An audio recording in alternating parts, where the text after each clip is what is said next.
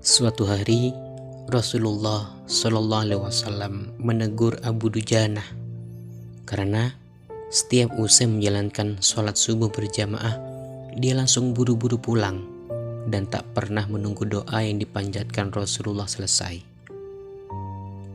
Wahai Abu Dujanah, apakah engkau tidak punya permintaan sedikit pun yang perlu kamu sampaikan kepada Allah hingga kamu tidak pernah menungguku selesai berdoa? Kenapa kamu buru-buru pulang? Ada apa wahai Abu Dujanah? Tanya Nabi.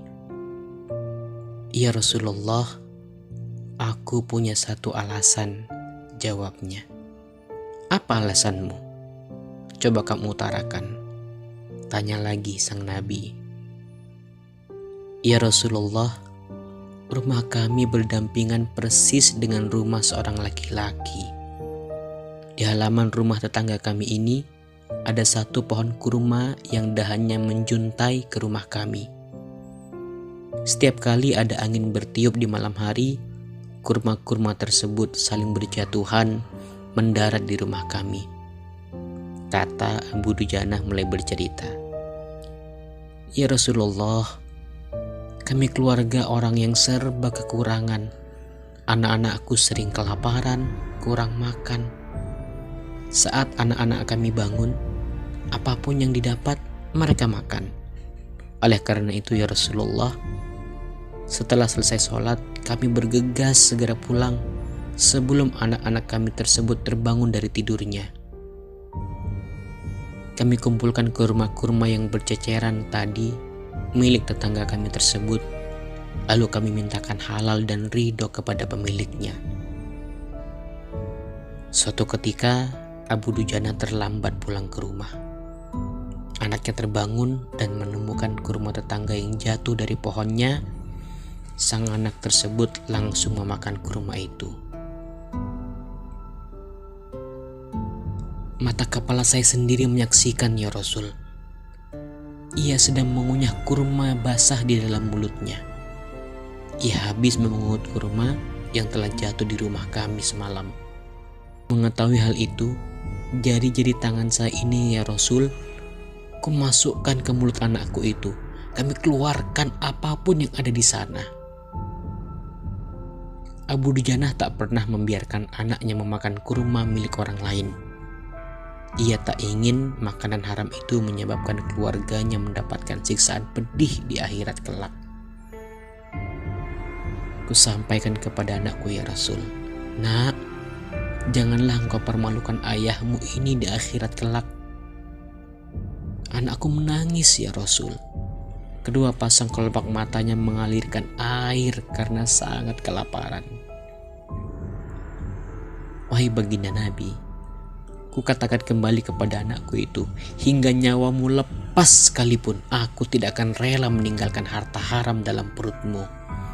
Seluruh isi perut yang haram itu akan aku keluarkan dan akan aku kembalikan bersama kurma-kurma yang lain kepada pemilik yang berhak. Pandangan mata Rasulullah langsung berkaca-kaca mendengar pengakuan Abu Dujanah. Butiran air mata mulianya berderai begitu deras. Rasulullah Shallallahu Alaihi Wasallam lalu mencari tahu siapa sebenarnya pemilik pohon kurma yang dimaksud oleh Abu Dujanah. Abu Dujanah menjelaskan, ya Rasulullah, pohon kurma tersebut milik seorang laki-laki munafik. Tanpa basa-basi, Nabi Muhammad Shallallahu Alaihi Wasallam mengundang pemilik pohon kurma. Rasulullah menawar pohon kurma dengan harga yang sangat tinggi. Kata Rasulullah, bisakah tidak jika aku minta kamu menjual pohon kurma yang kau miliki itu? Aku akan membelinya dengan 10 kali lipat dari pohon kurma itu sendiri. Pohonnya terbuat dari batu zamrud berwarna biru, disirami dengan emas merah. Tangkainya dari mutiara putih. Di situ tersedia bidadari yang cantik jelita sesuai dengan hitungan buah kurma yang ada. Pria munafik itu menjawab dengan tegas, saya tak akan pernah berdagang dengan memakai sistem jatuh tempo.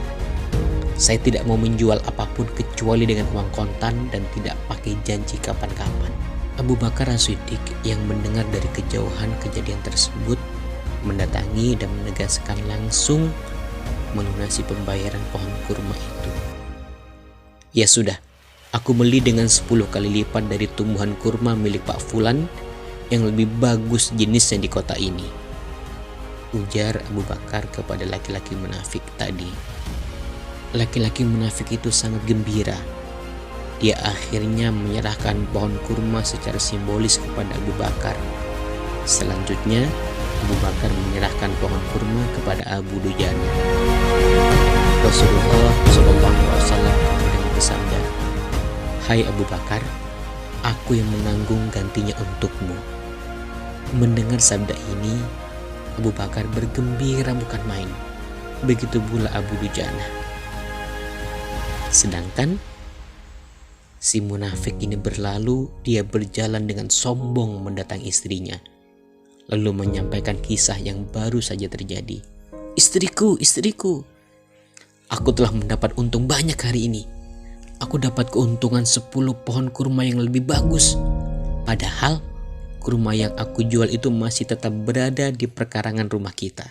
Aku akan memakannya lebih dahulu dan buah-buahnya pun tidak akan pernah kuberikan kepada tetangga itu sedikit pun, katanya kepada istrinya. Malamnya si munafik tertidur pulas. Esokan harinya ketika dia bangun dan melihat pohon kurma itu ternyata sudah berpindah posisi.